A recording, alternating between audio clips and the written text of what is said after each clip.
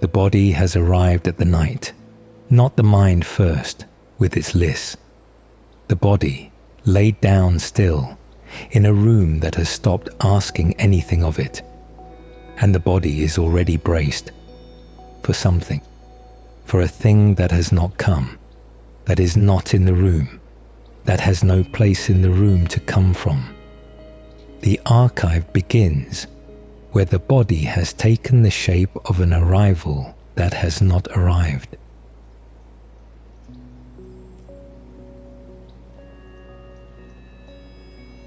There is a difference between fear and what the body is doing now.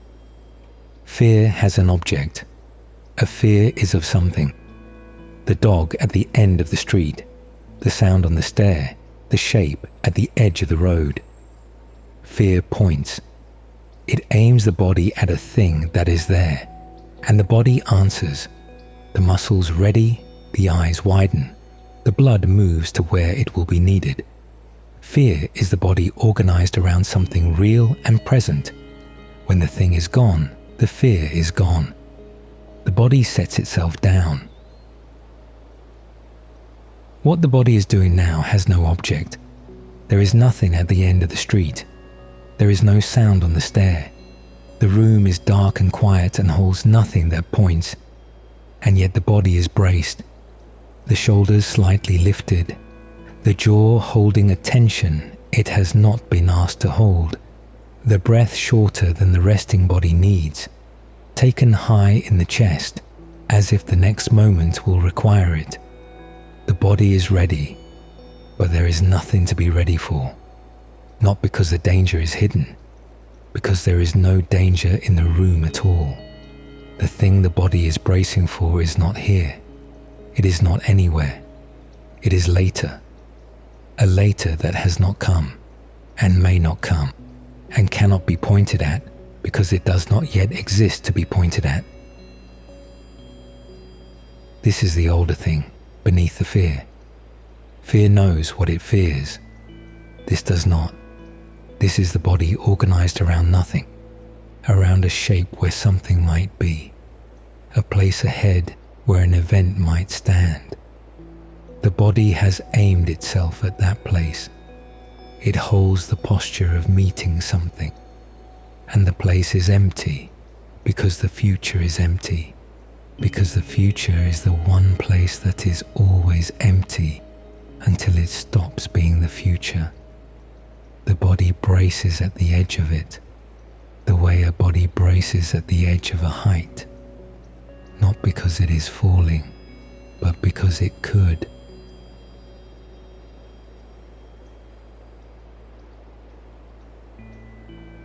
Consider what the body does at the edge of a high place.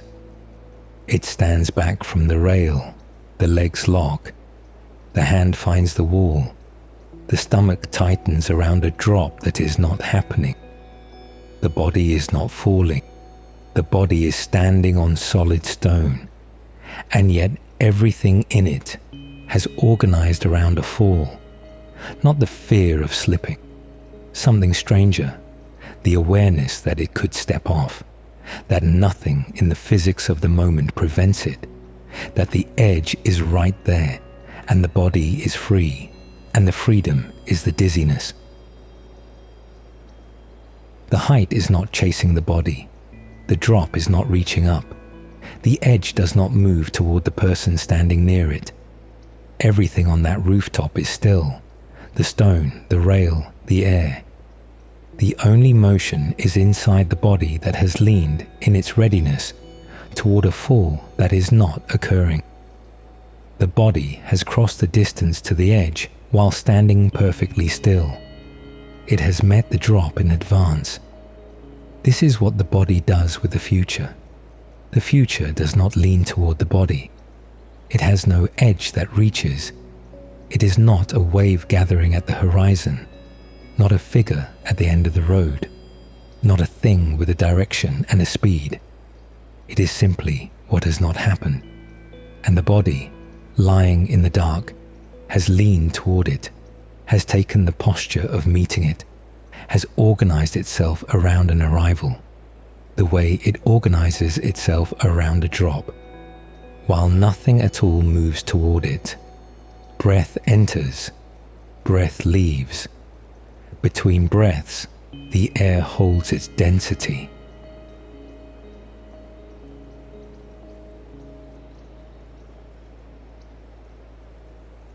The bracing has a shape, and the shape can be read. The jaw holds a small tension, the teeth nearer to each other than rest requires. The tongue presses lightly to the roof of the mouth. Across the shoulders, the muscles hold a fractional lift. Not enough to see, enough to feel if the attention goes there. The hands are not quite open. The fingers curve toward a grip they are not gripping. In the stomach, are drawn in readiness, the muscles there holding as if for an impact, or a word, or a step. None of this is arranged for the room. The room requires none of it. Lying down asks nothing of the jaw, the shoulders, the curved hands. The body has organized these against something that is not present, has set the jaw for a difficulty not in the room, curved the hands toward a thing not in the room, drawn in the stomach against an impact the room does not contain. Each of these is a small preparation, and each preparation is aimed at the same empty place, the not yet, where the difficulty is imagined to stand. The body has furnished itself for an event. The event is not here. The breath shows it most clearly. The resting body breathes low and slow, the air drawn into the base of the lungs, the belly rising more than the chest. But the braced body breathes high, short breaths taken into the upper chest, quick and shallow, the breath of a body ready to act. This is the breath the body would use if the dreaded thing were happening now. The body has taken up that breath in advance. It is breathing tonight the way it would breathe in the middle of the event it is dreading, pre-living the moment in the one system that cannot help but show it. The breath has gone ahead to a moment that has not come, and the rest of the body has followed it there and is waiting in a place that does not exist yet for a thing that is not on its way.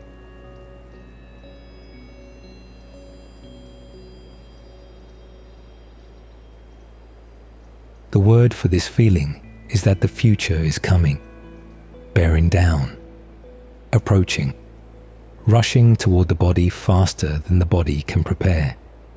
The chest holds this as a pressure, as if something with weight were on its way and closing the distance.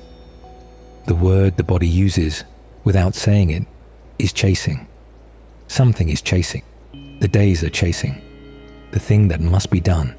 The person who must be answered, the version of the life that must be reached, all of it, gaining. But look at what is actually moving. The future is not a thing that can move. It has no position from which to leave and no position at which to arrive. Tomorrow is not somewhere now, gathering speed. Next year is not in a location, traveling. The deadline is not a body crossing a distance toward this room. These are not objects with motion. They are times, and a time does not chase. A time waits, not even waits, because waiting is something a thing does.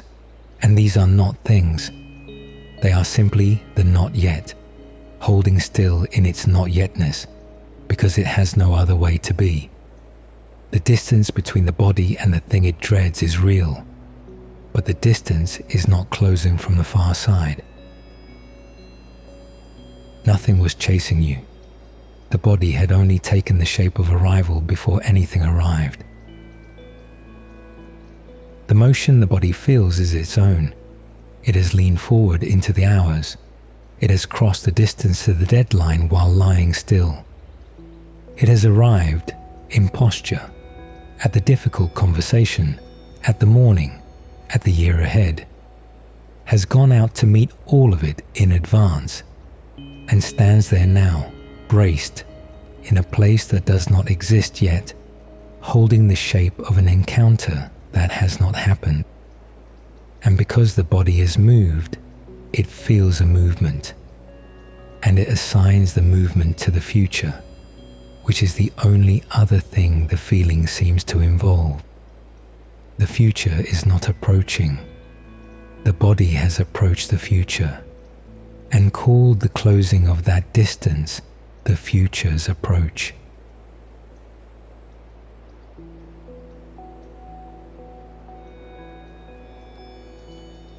The room holds none of what the body is braced for. This is worth staying with. The room is here, complete, at its temperature. The walls hold their positions. The air is at rest. The surfaces have cooled to what the night allows. Everything in the room has finished happening. The objects are where they were placed. The light is what the hour permits. The sounds are the small, settling sounds of a structure at rest. There is nothing in this room that has not already arrived. The thing the body dreads is not in the room. It cannot be. It is not the kind of thing that occupies a room. It has no surface, no temperature, no position. It is a possibility, and a possibility takes up no space. The room could be measured to the millimeter, and the dreaded thing would not be found in it, because it is not a thing, and it is not here. It is later, and later is not a place that a room can contain. The body is lying in a room that holds nothing to fear, and it is braced as though the room were about to. The mismatch is exact. On one side, a room complete still, holding only what has finished arriving. On the other, a body organized around an arrival, holding the posture of meeting something. The room is at rest and the body is not, and the difference between them is the whole of the feeling. The body has furnished the room with a future the room does not contain.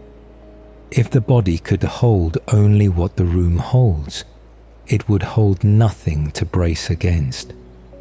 The room is already everything that has happened. The rest has not come.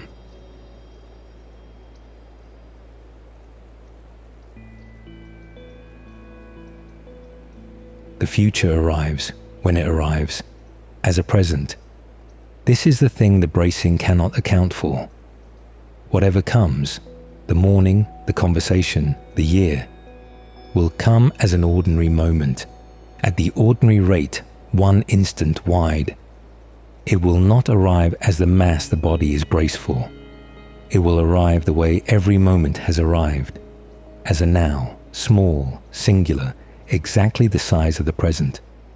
The body has never once been met by the future as a wave. It has only ever been met by it as a single step, taken at the pace all steps are taken. Every dreaded thing that has ever come came as a Tuesday, came as a specific hour with specific light, in which specific small actions were possible and were taken. The thing that loomed became, on arrival, a series of moments no wider than any other moments. The dread had given it mass. The arrival gave it back its actual size, the size of the present, which is the only size anything is ever encountered at. The body cannot brace for a present. A present is too small to brace for. It arrives and is already arriving into past, before the bracing could be organized. The bracing only works on the future, on the not yet, which the body can inflate to any size, because the not yet has no actual size to correct the inflation. The dread needs the distance. Up close at the moment of arrival, there is nothing large enough to dread. What the body dreads then is never the event.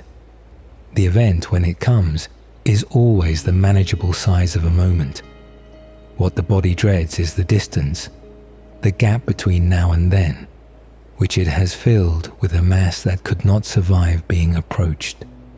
The dread lives entirely in the space before. It cannot cross into the event because the event is a present, and the present has no room in it for the not yet. The dread is a property of the distance, not of the thing at the far end of it, and the distance is not chasing. The distance is just the dark between the body and a moment that is still only a moment. The body has crossed this distance before. Every future the body ever dreaded has already become a past. The mornings that loomed were woken into and moved through. The conversations that gathered mass were had, sentence by sentence, at the speed sentences are spoken. The years that seemed to bear down arrived one ordinary day at a time and were lived one ordinary day at a time. Not one of them arrived as the wave the body braced for. Each arrived as a present, was met as a present, and became a past the body is no longer bracing against. The body is full of futures it survived by having them become now. None of them kept the size they had while they were still ahead.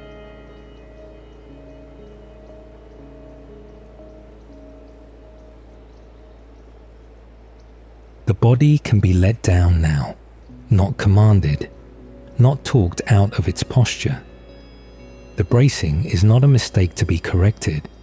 It is the body doing what a body does with an open future, leaning toward it, meeting it in advance, taking the shape of an arrival. This is not a failure of the body. It is the body's way of caring about what has not happened. It braces because it is turned toward a life it has not lived yet, and the turning is not wrong. But the turning can rest. The future that the body has leaned toward is not leaning back. It is not closing the distance. It has no edge that reaches into this room, no weight that presses on this hour, no motion of its own. It holds still in its not yetness, at the far side of a distance that is not shrinking from that side. Nothing is gaining. Nothing is bearing down. The only thing that ever moved was the body, going out to meet it. And the body can come back. It can withdraw from the edge it leaned toward. It can let the posture of arrival soften, because nothing is arriving. Not tonight, not into this room, not at the pace the bracing assumed. The shoulders can set down the tension they were holding for an event that is not here. The breath can drop from the high chest, where it was ready, into the lower rest, where nothing needs readying. Breath enters, breath leaves. Between breaths, the air holds its density. Nothing was chasing you.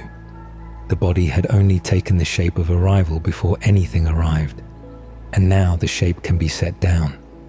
The future is where it has always been, not behind the body, gaining, but ahead of it, still, at the far side of a distance. The body no longer has to stand at the edge of tonight.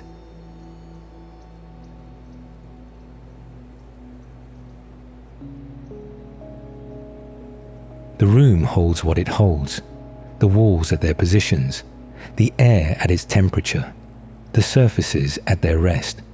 Everything in the room has finished arriving, and the room asks nothing of the body but to be where it already is. The future is not in the room. It has not come to the door. It is not on the stair. It is not gathering at the edge of the hour, preparing to close the distance. It is the not yet, and the not yet has no motion, and it will arrive, whatever part of it arrives, as a present exactly the size of this one, no larger, no faster, one moment wide. The body is not being chased. It leaned toward a future that was standing still. It felt its own leaning as the future's approach. And now it has stopped leaning, and the distance is just distance, dark and quiet and not closing. And on this side of it, The body is lying in a room that holds nothing it needs to be ready for. The future is not chasing. It is only what has not happened. And what has not happened is not here. The archive remains.